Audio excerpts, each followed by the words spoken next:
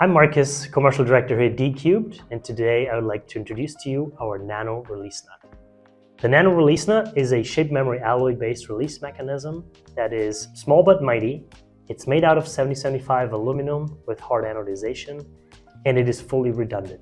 So it has two independent trigger lines and two independent shape memory elements on the inside. To mount this release mechanism, you sort of use these tapped holes on the top, and to attach your mechanism to this device, you use the center hole here in the middle of the nut that releases.